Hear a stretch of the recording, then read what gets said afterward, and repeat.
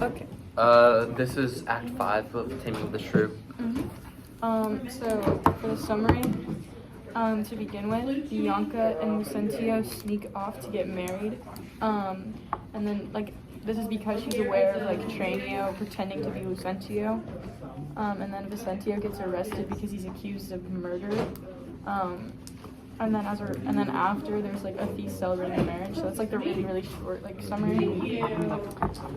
So for the step 3, I said Tranio is still pretending to be Lucentio. Bianca is aware of this, and she finds the real Lucentio to marry him. So basically, she finds out that there's a bunch of deception and they're pretending to be other people. And then when she finds the real Lucentio, she's like, I do want to marry you. I don't want to marry Lucentio pretending to be you. And then Vicentio is accused of murder. I don't remember who he was pretending to be. He was accused of murdering. I don't remember who it was. And then that person's dad was Wasn't it one of the servants? I have it. Let me get my book.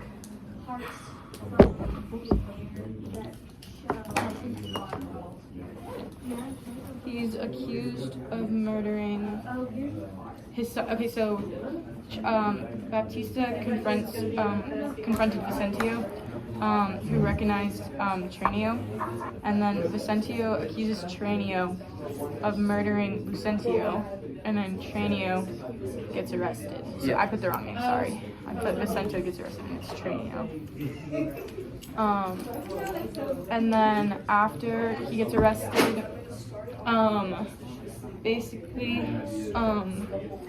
Lucentio, the real Lucentio actually appears, and he admitted that he was like being deceptive, and then he doesn't, and then Tranio doesn't end up having to go to jail, and then during the whole I guess feasting thing, Petruchio is being really rude to Catherine, and he's kind of abusing her verbally, and then after he's hanging out with his friends and he's talking to them, and all of them are calling their wives over and they're being they're disobeying, and then he calls Catherine over and she does everything he says, and he's like, oh, you're actually a good wife.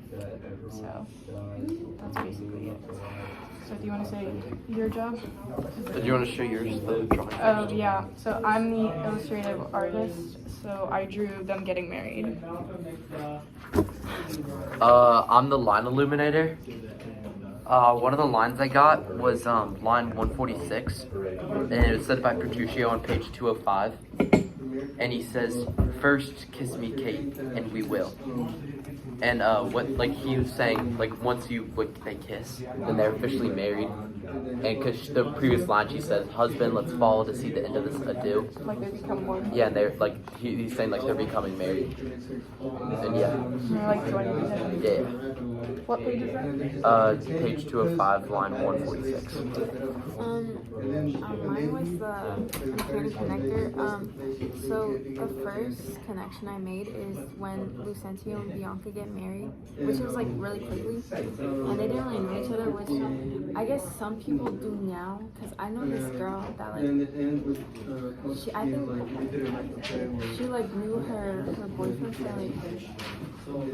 3 months, and they ended up getting married. They dated for 3 months? Yeah, they dated for 3 months and they got married. Are they still married? No. Oh. It didn't work out. But, shocking. Yeah, so I tied that together, and then when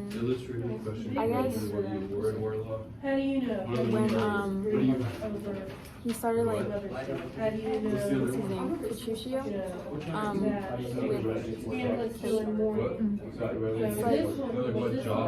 it's their relationship, it's very demanding.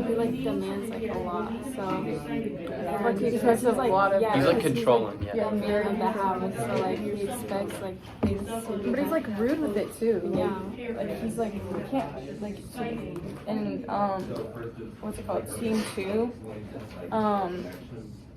I said, he was hanging out with his friends and other characters, and they were trying to get their wives to come over, and they wouldn't come over. And then Petruchio calls Catherine to come over, and she comes, and then he's go get the 2 wives that weren't behaving. It was Bianca and someone else. and like she gets them and like she just listens.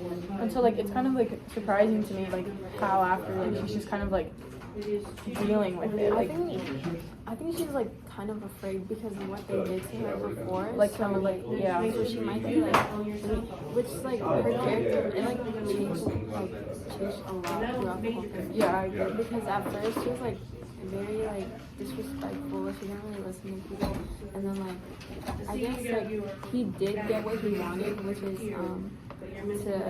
to tame her. And like I think he called her a shrew. Yeah, she get like yeah. Yeah, which is like where they got their name from. Yeah, I agree. Like, I think like she wasn't like very nice, but like I thought like the whole reason he like liked her, like throughout the book, like he grew to love her was because of like her being like kind of like feisty, I guess. And then now when she's just like kind of like timid and like meek, it's like not as interesting and like fun. Yeah. Well, I guess like it ties back because like the whole thing is basically like about deception, you know, which like a lot of the characters were. So maybe like he could have like only been nice to her just because he wanted to tame her. But like I get what you're saying. I don't know. It's just like this kind of bothers me because he was like the way it was written. It's like he loves her.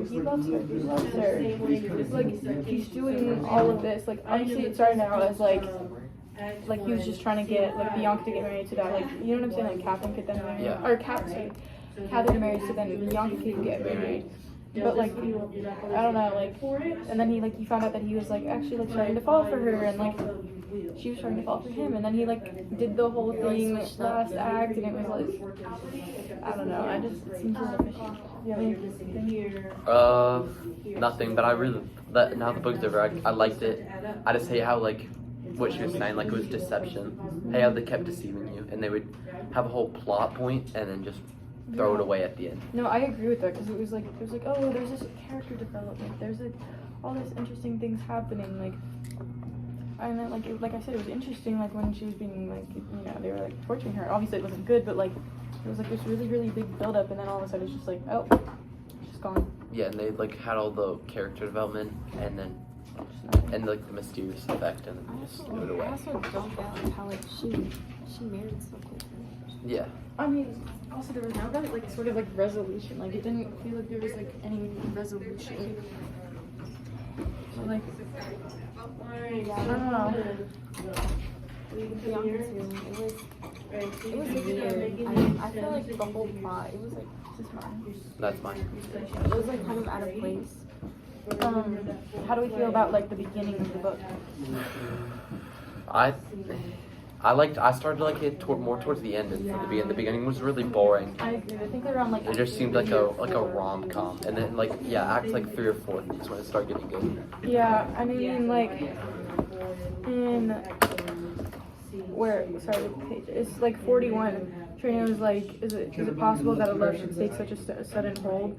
And he's like talking to Lucentio, and he's talking about how like in love he is, and like how much like he's just fallen for her, and like he's like fantasizing and all that kind of thing, and he's like kind of aggressive with how much he loves her, and then like to like just go and like be like abusive and just like I don't get it. I mean I didn't like dislike the book, but like I don't know, it just really bothers me.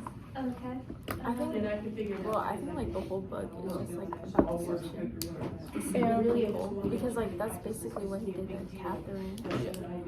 Yeah, and I mean I feel like the whole like fight between like Catherine and Bianca, like I don't know, like I said, like I feel like there was like a lot of build up and a lot of things happening, and then nothing like kind of got resolved from it, and nothing like do you know what I'm saying? Like it was really big, and then all of a sudden it was just anticlimactic. Yeah, that's what I noticed like throughout the entire book. That was the theme of the book. It's not a theme, but like it's just a common Like reoccurrence, yeah. And like this is like Tranio. So this is Act 3, and like Tranio is pretending to be Lucentio, and like this is like Tranio talking about Bianca, and I also don't get that. Like Tranio was like madly in love with like Bianca, and all of a sudden he just lets her like go off and marry Lucentio, like and nothing happened with him. Makes no sense. Like what happened with? And then they're, like that happened. That happened like twice throughout the book where they were gonna get married and then you're just like no, Nothing not happened. at all. Yeah, because she was supposed to get married. Wasn't like she was supposed to get married a little bit ago, and then And then just obviously threw that it didn't away. happen. Yeah, I agree with you. I think that was a little weird. And then when they do get married, they sneak off and do it in private. Right, like after like they're like, I don't know. I like they attended. It was this whole big thing. Like especially in the beginning, like pretending to be like everyone was pretending to be someone else, and then they're like it's like this really public thing, and then all of a sudden they're just like, oh, let's get married in private. Wait, how old are you? I feel like it also. Do you want me to look it up? Yeah. They're probably really. I mean, I was thinking like 20s. Like that's what I was in for this thing. Is Because I like feel like if like, because they didn't elope, because like they just ran away and got married really quickly.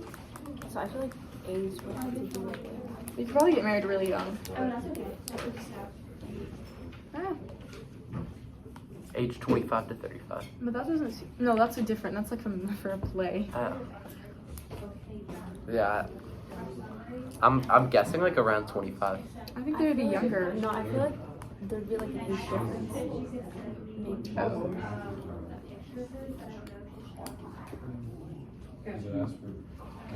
It's not really. Catherine was 22 to 35. Bianca's 20 This to is 30. the same play.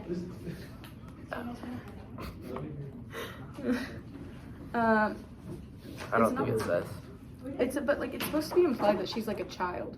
Like she gets referred You think to. they're like 15? Yeah, there definitely are because like It makes sense that like she was running because I feel like some people at that age like are like because I don't know like 3 girls and they're like 15, 16 and they're pregnant. Yeah. Yeah. oh like but I feel like that's so different though because like This- especially back this- then. yeah, this Because, was based they in like thought the that they were in 1500s. love. See, that's like I feel like when people think that they're in love, they just do dumb things. That like Yeah, relates. but they never like got- the uncanny connector. That like also relates. They never got pregnant in this book. What? They never got pregnant in this book. No, I know, but like But, it's like, such a you're like really even like, like you do, like, like dumb my things. grandparents like got married at like 19, and that Same. was only like that was like 50 years ago. So like imagine like how it was like Five 500 years ago. Like they definitely like their lifespan was shorter. Like you typically died at like 30. So like that means you probably got married around 15, if not younger, and it's like Yeah. obviously like they're not. No, by the like, time you're I like know they're not 44. pregnant. I'm just trying to say, like, when, like, you think you're in love, Yeah. you end up doing dumb things. It's like immaturity. It's like Yeah. Actually, I do that get like that. actually makes a lot of sense though. And that's why they're so immature and they always ended it really. They never Yeah, knew that it. makes They a never lot knew of what love sense. truly was. So it's like the immaturity plays a part in like the fact like in the like really anticlimactic things happening Yeah. after like Because they didn't know so what it's to like do. so it's like things like aren't as big as they do. So like in a teenager's mind like they're like things are like huge to them, but like it's not that deep. Yeah, because, like, they think they're really in love with someone, which I don't, Like they're gonna get married. yeah, which, like, it makes no sense, because, like, you're at that age.